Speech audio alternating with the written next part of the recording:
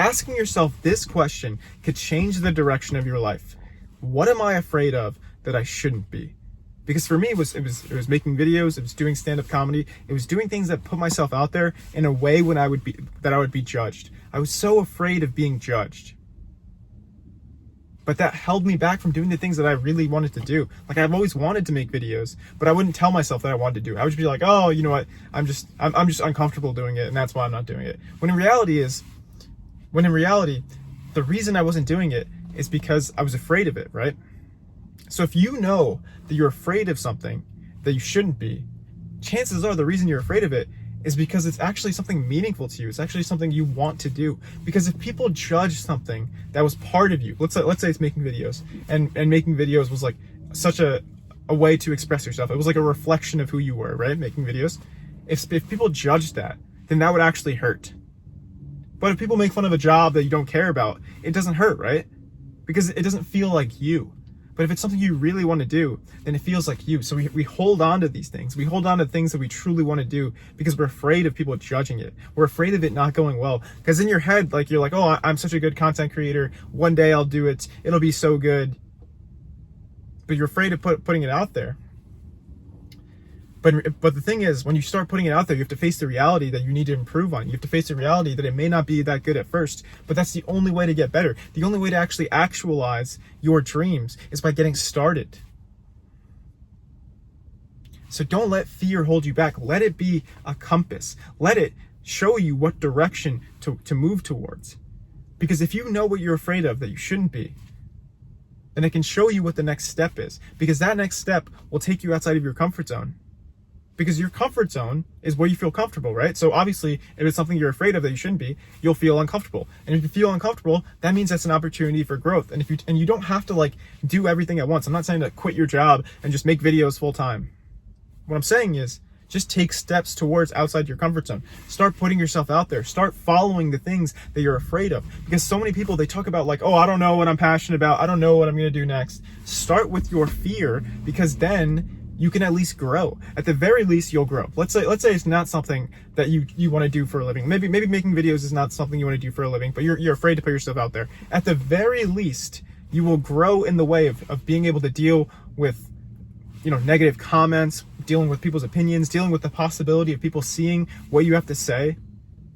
Those are all skills. These are all skills that you can develop by just putting yourself out there, by just following the things that you're slightly afraid of that you shouldn't be. And I'm not saying to become this daredevil, go skydiving every weekend because you shouldn't be afraid of that. But I'm saying to start taking some risks, start putting yourself out there and following the things that you're afraid of. Because so many people are aimless. So many people don't know what to do. And if you know something that you're afraid of that you shouldn't be, then in a sense you're kind of lucky, because now you know what to do next. You know where the growth can come from.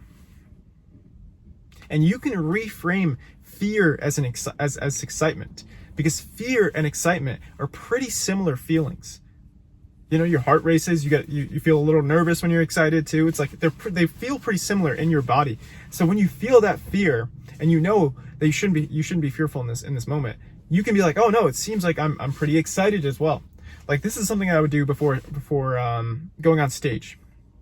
When I was doing stand-up comedy, before going on stage, I would just tell myself, like, yes, I am kind of fearful, but I'm also excited.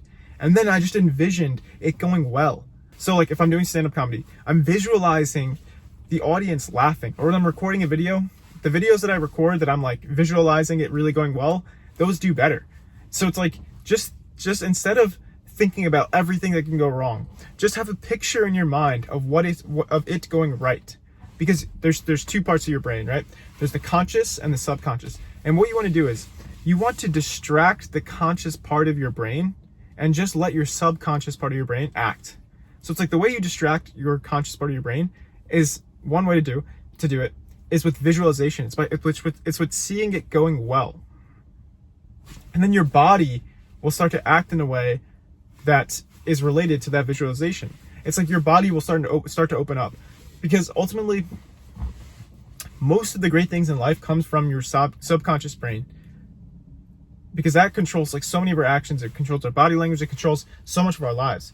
So if you can train that subconscious brain, then things will become a lot easier. And that's also how you overcome fear. It's like your body starts to get used to the situation the more you put yourself outside of your comfort zone. Like if you post a video every day for 30 days, by the 30th day, you'll feel pretty comfortable on camera. Like it won't feel as awkward. And that's because it becomes part of your subconscious brain. It becomes part of a habit. Like when you brush your teeth, right? You're not actually thinking like, oh, I need to move this way, left and right. You're just doing it, right? Because it's part of your subconscious brain. And that could be the same thing with whatever it is you're afraid of. Let's say it's making videos. This could just be something that you kind of do subconsciously. And that's where the real results come. The real results come from when your actions are in the subconscious brain, because those people are the people who master the skills. Like the more you do it, the easier it gets. Like you've heard the expression 10,000 hours, right? After 10,000 hours of doing something, it will certainly become a habit. It'll certainly become something that you can master. It's certainly something that's using your subconscious brain. And I'm not saying it's easy. I'm not saying it's easy to figure out what you're afraid of, follow it, put yourself out there. It's going to be difficult. Like that's why you're afraid of it. It's like, it's going to be difficult. But even though it will be difficult, it will be worth it. Life's not easy, but it's worth it. Take care.